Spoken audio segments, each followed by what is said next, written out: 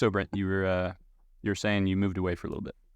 Oh yeah, I almost 10 years. I taught English as a second language in foreign countries. So I lived in Japan. Wow, where'd you start picking up the art style you're into now? Uh, I don't know, because it's been such a long, slow process that's difficult to answer. I mean, I just met with a professor in college, Melissa Gill. She teaches printmaking, and it got me thinking that I kind of started it then. So that was back in like 2010. Was kind of when I started like referencing like classical paintings and doing things like that. It was very different at the time, but that was, I feel like the seeds of it were there. And then I kind of went off and did other things for a long time, and then kind of came back to it. Yeah, what would you say that art style is called? Like, what would you name it? I'm the wrong person to ask that question. I can just tell you that of all the artists that we had at our events recently, there's been a pretty strong response to his art. And we had a local gallery manager who came out to his art show, and she said, I haven't been to an art show at the River Valley Art Center yet, so that should tell you something. And she came out to his. So I think it's remarkable. I think it's special for this area. Very different looking. Yeah. Oh, it is. It is definitely different. And man, what do you think about all this, Brent? I mean, is it all the good attention you've been receiving, all the acclaim, I guess? How's it feel? Yeah, it's cool. I mean, I've been enjoying it. I really love the opening. We had a great turnout. Some musicians came out and a lot of friends. It was just a great night. Being with everyone. Have had a lot of great conversations about the art. So people had really good questions too about it, and so it gave me an opportunity to like really go into it and also kind of see what other people were getting from it. Because I think a lot, like, you know, I have my meaning for it that I had when I was making it, but I kind of see them like, you know, like Rorschach test, like people see all kinds of different stuff in it. And I like hearing what everyone sees. Like, oh, I see this right here. Or, this looks like a dog to me, or this looks like all kinds of different stuff. Oh, you're talking about the ink blot test? Yeah, the ink blot. No one knows the real name for that. Oh, sorry. He's got a philosophy degree. You have to be careful with him. He's dangerous. Yeah, it's kind of like the ink blot Rorschach test. Yeah. Did you know anything? Did you know that was the ink? I guessed one, not based on the name. Right. Started Exactly. You have to unpack things for us, Brent. Kind of like that. And so when did you start getting involved with like your very first experience at the River Valley Art Center? How old were you, and would you do there? I was probably 6 or something. Really? Yeah. I went to the classes as a kid. I don't know exactly how old I was, but actually yesterday I ran into Winston Taylor, who's been with the River Valley Art Center forever, and I was gonna tell him, I was like, hey, I took classes, but before I said that, he was like, I remember you as a kid. He saw me when I was like very young, and he told stories about my dad was a pharmacist, well, in Little Rock, and Winston Taylor lived in Little Rock, and then they both moved to Russellville about the same time, and so he went into the pharmacy and saw my dad there again. So, yeah.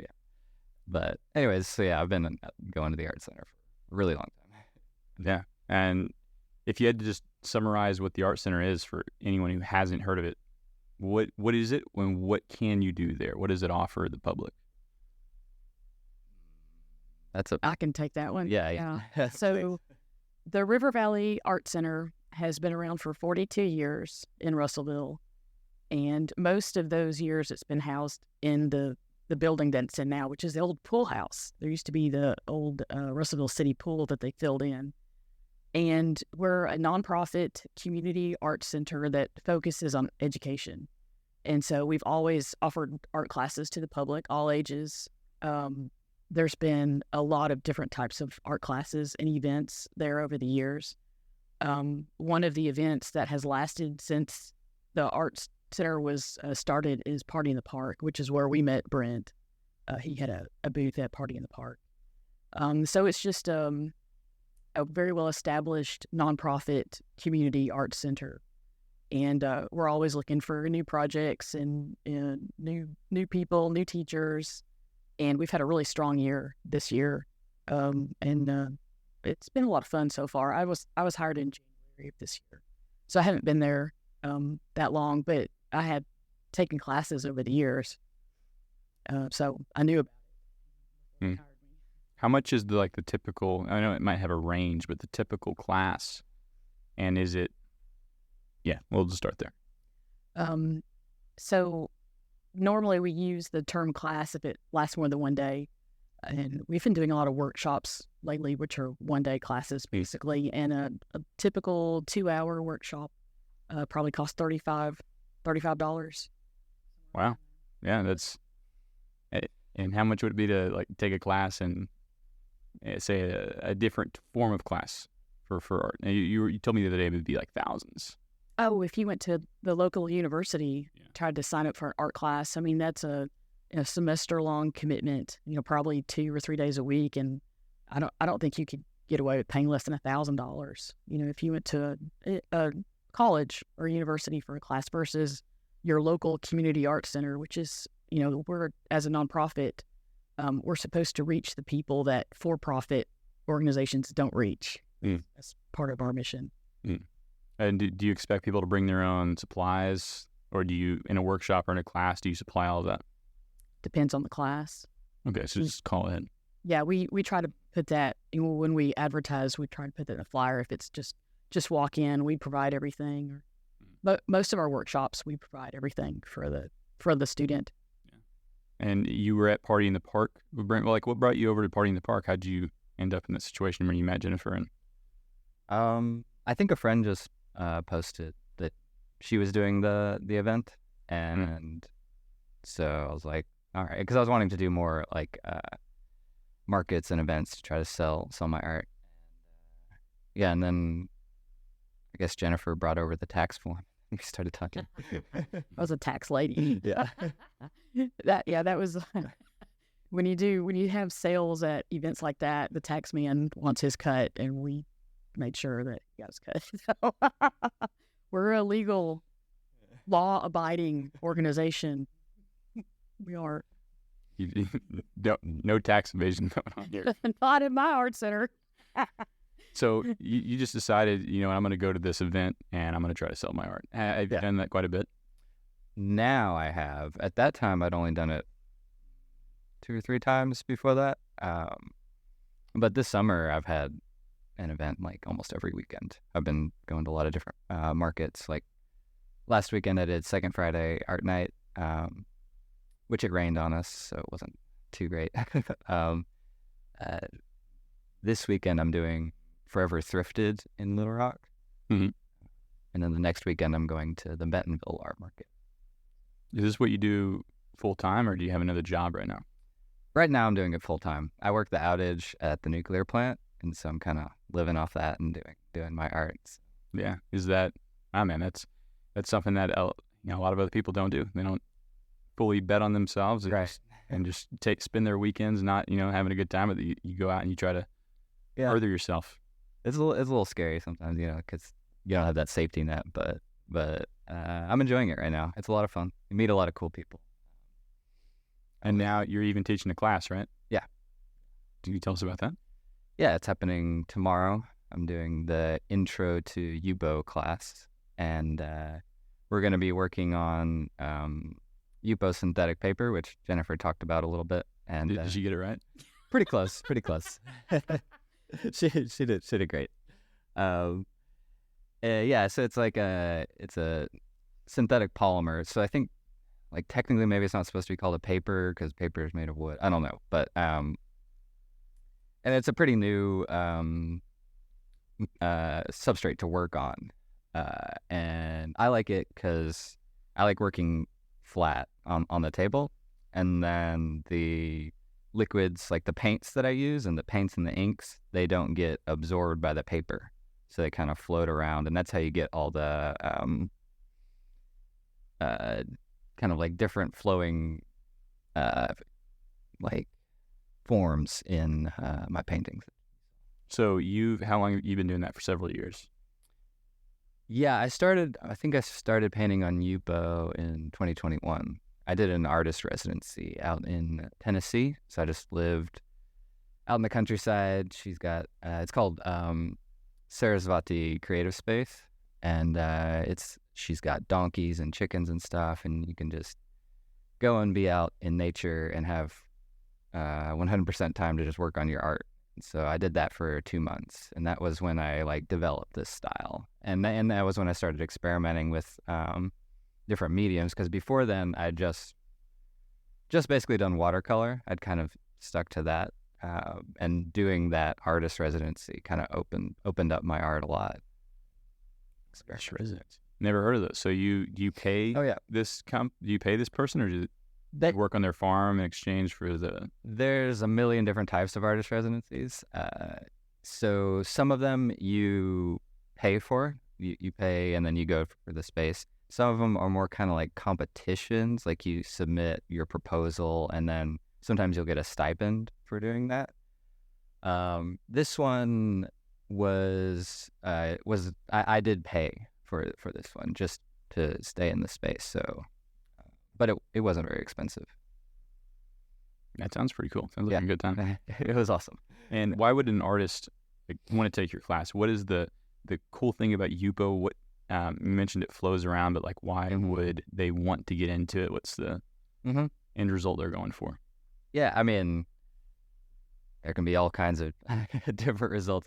So in the workshop we're going to do tomorrow, we're going to be working with the materials but the other aspect of it is I want to focus on like abstraction in art and how to build abstractions, because I want to give people this tool that I use where artists throughout history have used mathematics to build up harmonies in their paintings. So we're going to kind of measure out the composition and get spoiler alert, Jennifer. Take it tomorrow. We're going to measure out the composition and then basically have fun from there. But to kind of give it that structure so people aren't just like, just a little bit of structure so then we can play within that.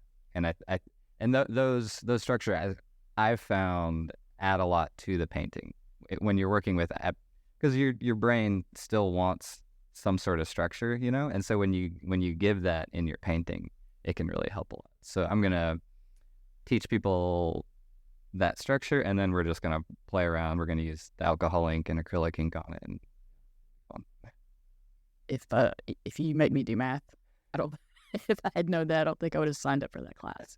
What kind of mathematic structures are we talking about? It like just the divisions that so you can kind of compare it to music. Like if you take a string and you divide it in these certain sections, that's how you get notes that are like pleasing to the ear.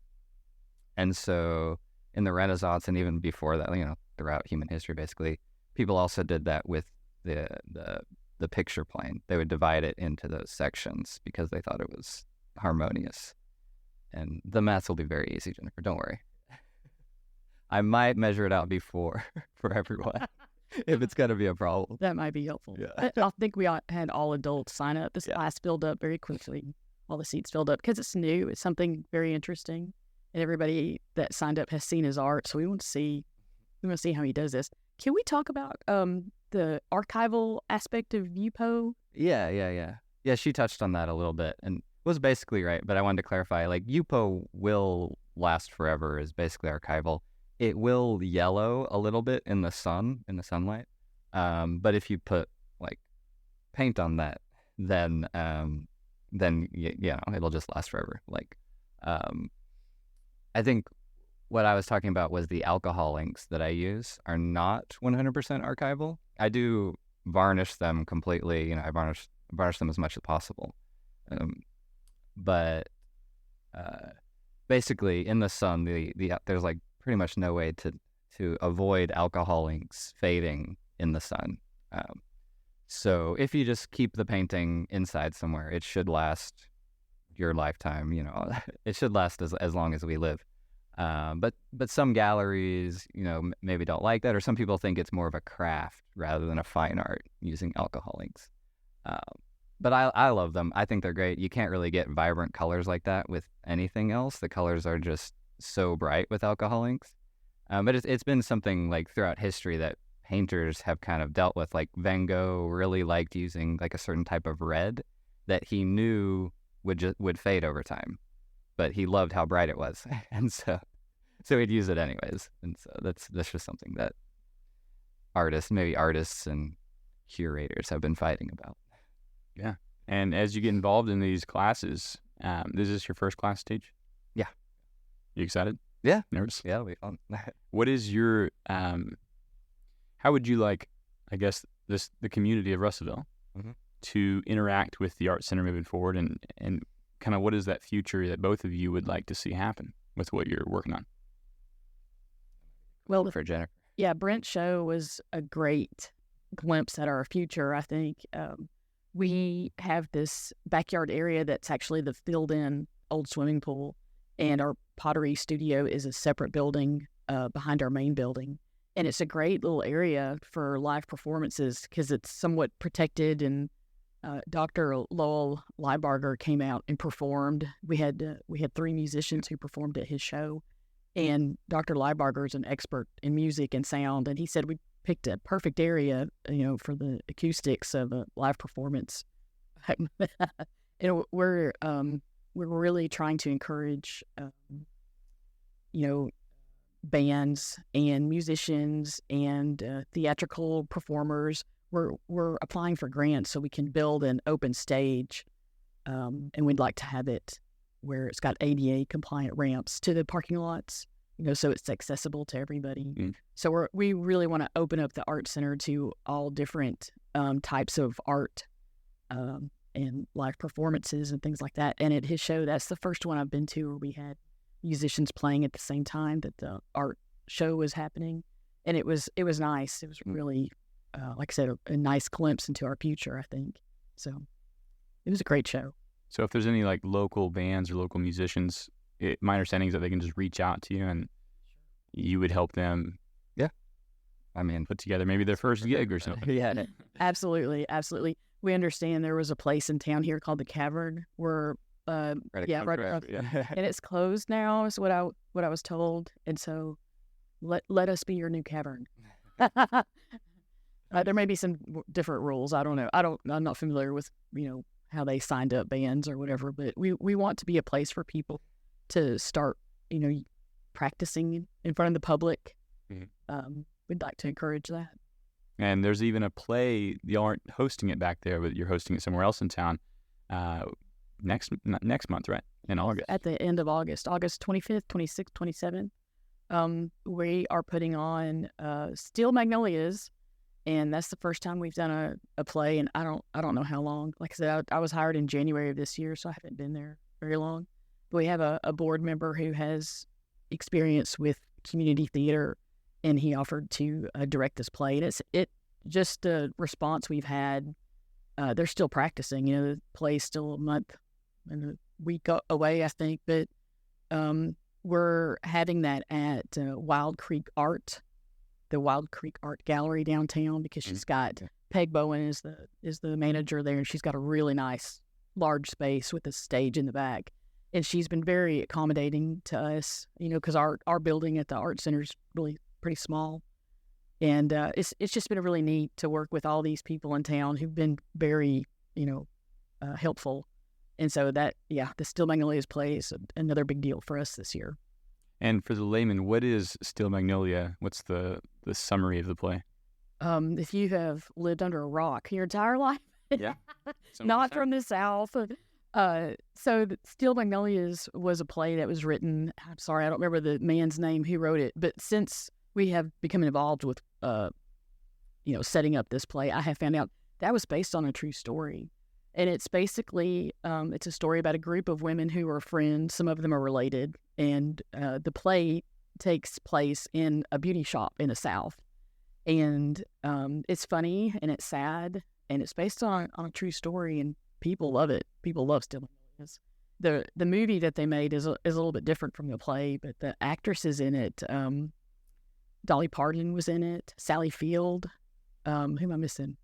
It's been a while since I've seen it, but it's like there's like, have y'all ever seen Still Magnolias? Oh my God, I'm in a room full of men who've never seen Still Magnolias. Okay, you're gonna love it. Thanks. Right, so where can we get our tickets at?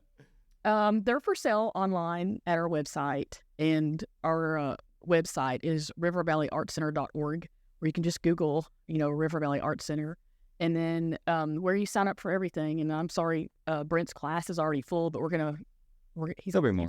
he's going to teach another one. Any class, any event, anything with our art center, find our website. And there's a tab at the top that says purchase and sign up. And that's the magic button for everything that we do. So if you get lost, you can call us. Awesome. I have a few notes here for the summer camp info. There's a summer camp. As we're just talking about classes, let's get into that one. We have art camp every summer. So you've maybe been to band camp, 4-H camp, Girl Scout camp. Is this for art camp? The youth or adults, or it's for kids. It's for kids. Now our art classes for adults we have going on all summer long. We have art classes for adults and kids every single week. I mean, every week there's something available. Usually, unless one of my instructors go on vacation or something. But there's a lot going on there. So art camp, that's been a tradition that we've done every summer except for the COVID years, and we've still got, I think, 4 camps left in the summer, and they're divided by ages. So if your child's, very young or a teenager, it'll be a different camp for them. And it's a week long, and it'll be at 2 hours every day. Mm. Younger kids go in the morning from 10 to noon, and the older kids go from 1 to 3 in the afternoon. And so they'll have 2 different teachers at each camp, and they'll spend some time in the art room doing some kind of painting and craft exercises. And then on Tuesdays and Thursdays, they go out to the pottery studio and try their hand out at ceramics. Awesome. Well, is there anything else that y'all would like to talk about, bring to light? I just wanted to, well, she mentioned Lowell Liebarger played at event, but I just wanted to give a shout out to Lizzie Big Lizard. She goes by Big Lizard is her musical they were a music project, and Russell Corbin. So they both played, and they were incredible. So check out their music. Like they're on Spotify and Awesome. My last question for y'all is just kind of generally about the community of Russellville and kind of where the community's headed. I mean, what's your favorite thing that's happened or is going to happen coming up soon? I don't know. Do y'all have anything? Maybe it's the addition of, we're building an entertainment district downtown. Or maybe it's just that, y'all are off to a really strong start this year, right? Continuing on. I think it's breaking out of COVID. I mean, I use that a lot, but I remember like years ago, I went to boot camp in the late 90s. And I remember as soon as I got home, I was dying to go to art museums. Like art is like the opposite of oppression, And the past few years, I think have been really hard on everybody, in a number of ways. And I think people are this year in particular, they're just now ready to get out and start, joining the public. And, I think I felt a strong need to do something artistic. I think a lot of people probably feel that way right now. And we're the accessible, community art center in town. And I don't know, everybody has been so enthusiastic and easy to work with since I've been there. It's just, there's a lot of really neat things going on right now and a lot of helpful people in this area who are making really fun things happen at the art center. Yeah, I guess I just want to add, I really like the new energy we have at the art center right now. Like, I don't know, yesterday we cleaned out the storage building and it was a lot of fun. but it's just kind of trying to get some new life into what's going on there. And I think the team of instructors we've got going on right now is really good, and I can see like a good future moving forward. And Exciting. if I may add, Winston Taylor came back to see us this week. Do you know who Winston Taylor is? He Okay. I have never met Winston Taylor. well, so you took classes from him when you were 6 or a child. Yeah. Well, Winston, since I have been at the Art Center, Winston is consistently the one name that I hear mentioned every single week from somebody who comes to the Art Center. He taught pottery classes there for about 30 years, and he's recognized in the state as a living treasure because of his pottery skills and influence. And he left during the heat of COVID, and he just came back for the first time 2 days ago. And he's been giving us guidance on how to use some of the old equipment that we found down in the kiln room. And he's just a master on all aspects of ceramics. So he was talking about we should be teaching wedging and things that was kind of new to me. But so it's like, I don't know, with these people that are kind of legendary in this area with the Art Center. Betty Legrone was the executive director for something like 20 years, and she came by about a month ago, and it was like, when she walked into the room, it was kind of like meeting Marilyn Monroe or somebody like that. I mean, these are legendary people in this area, and I heard of them, way before I ever met them. And so we're very blessed in the fact that we've got these people who've helped establish the Art Center over the past 42 years, who are still willing to come around and talk to us and offer guidance that we need. So it's been really neat. That's awesome. Yeah. I can tell it. I can tell the Art Center just means so much to you, Jennifer. It's a big part of you, and I'm sure everyone there is very thankful for everything you've been doing this year. It's been a lot of fun. And the Art Center means a lot to a lot of people around here. I can tell that. And if you're listening and you want to go see the Art Center, it is right next to the city park. It's in the city park. You know where the new splash pad is. Everybody takes their kid to splash pad. We're kind of the same area. Splash pad. Is there a geocache on y'all's property? Yeah, there is. Okay, yeah. This first time I've been to the Art Center, I was geocaching years ago. But yep. Still there. Did you hide it? No, there's a gentleman who's in that game, and he came by not too long ago, and he asked me, he said, I heard there was a new director. Are you okay if people geocache here? And I was like, absolutely. Come geocache. Well, there we go. Go to the city park, see the River Valley Arts Center. You can see Brent Rowley's work for the rest of the month of July. Yep. In the gallery room. And the class is every single week. So, if you've been wanting to get into art, learn a new skill, you have that opportunity every single week. Guys, thanks for coming on the show. It was a good time. Thank you for having us. Yeah, thank you so much. This has been great. Thanks, Cliff. Cliff, you carried us to the little books. All right.